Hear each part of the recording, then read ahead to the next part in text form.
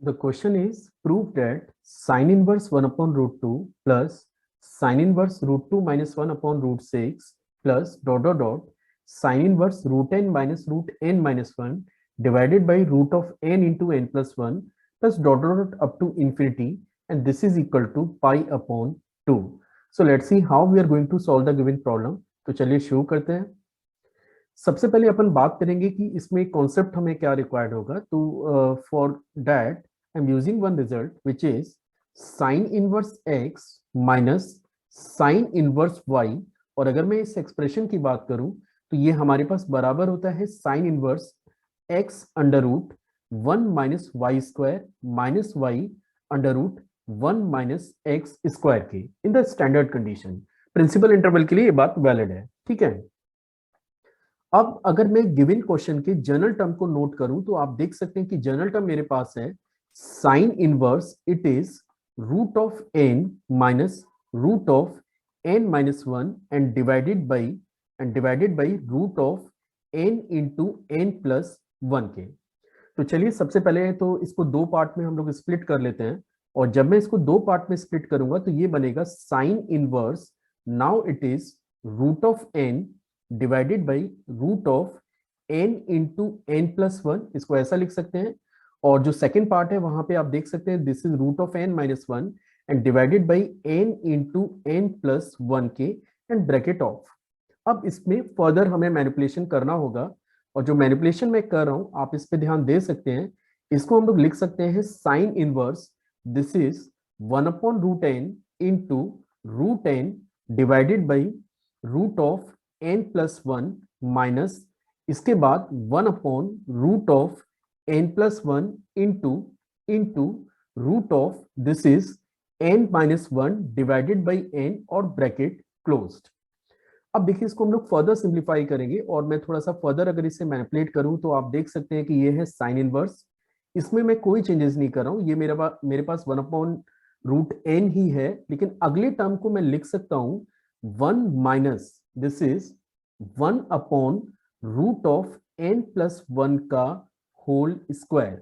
अब आप इसे फर्दर सिंप्लीफाई करेंगे तो आप इजीली चेक कर सकते हैं, ये स्क्वायर रूट है अब हमारे पास, कि ये बनेगा n plus 1 minus 1 divided by n plus 1 and again you are getting that is n over n plus 1। और यहाँ पे ये अगला टर्म है 1 upon root of n plus 1 के, यहाँ मैं कोई चेंजेस नहीं कर रहा हूं। और यहाँ पे हम लोग इसे लिख सकते हैं 1 minus 1 upon root n to the power 2 और bracket closed. Now you can check it easily. हम लोग इसे फर्दर लिख पाएंगे tn is your sine inverse this is, you can check it, if it is x और this is y तो ये है x under root 1 minus y square minus y under root 1 minus x square.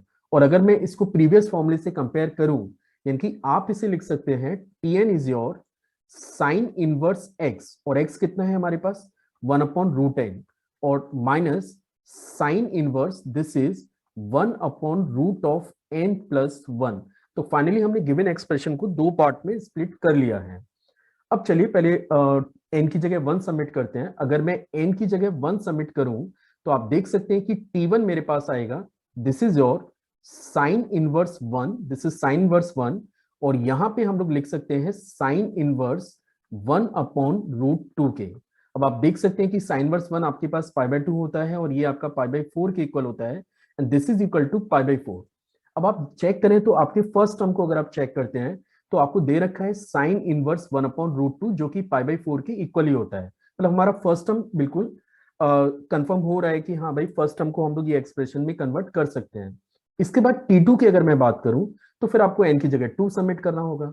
तो जब आप n की जगह 2 submit करेंगे तो ये बनेगा sine inverse 1 upon root 2 minus sine inverse this is 1 upon root 3 के। सिमिलरली जब आप फर्दर टर्म्स को अप्लाई करेंगे तो T3 आपको मिलेगा sine inverse this is 1 upon root 3 minus sine inverse this is 1 upon root 4। और अगर हम लोग और आगे चले जाएं तो Tn हमारे पास होगा sine inverse 1 upon root n minus sine inverse this is 1 upon root of n plus 1 and till up to infinite terms.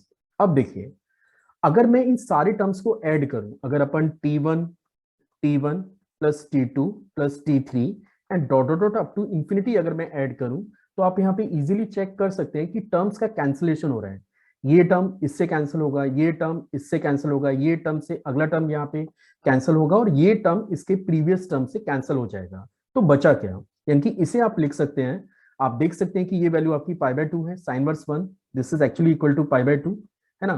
तो इसको अपन π/2 लिख रहे हैं, दिस इज इक्वल टू π/2 और माइनस साइन इनवर्स 1/√n+1 के। अब एक और चीज नोटिस करिए, आपको जो टर्म्स दिए हैं वो इनफाइनाइट तक दिए हैं, it means n is approaching to infinity.